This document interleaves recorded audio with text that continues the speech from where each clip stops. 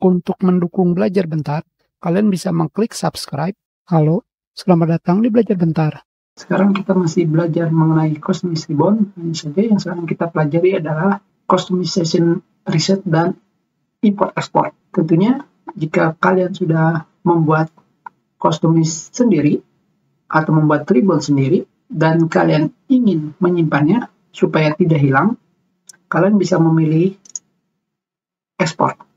Sekarang kita pilih export dan di sini kita pilih tempat penyimpanannya. Dan setelah itu kalian pilih save dan klik OK. Dan sekarang customized ribbon kalian sudah diekspor. Dan sekarang kita pilih customization reset. Di sini terdapat dua, reset only selected ribbon tag dan reset all customization. Di sini terdapat grup baru, namanya new group. Dan jika kita memilih reset only selected ribbon tag, yang tentunya kita sudah memilihnya pada bagian tab home, dan kita pilih. Dan seperti yang kalian lihat di sini, grup barunya dan semua pengaturan pada tab home sudah dikembalikan ke pengaturan awal.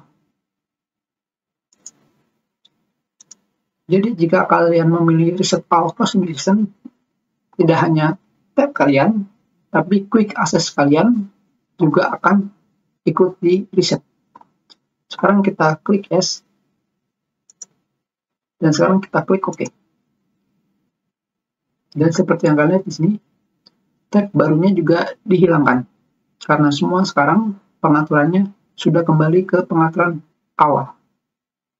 Tentunya untuk mengembalikannya lagi kita menggunakan import customization file yang sebelumnya kita ekspor. Kalian tinggal mengkliknya dan kalian pilih filenya dan kalian pilih open.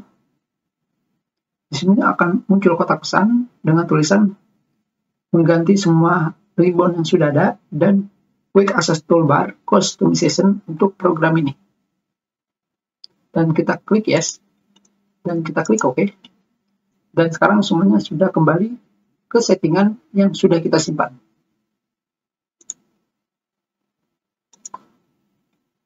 Kita sudahi pertemuan kita. Terima kasih.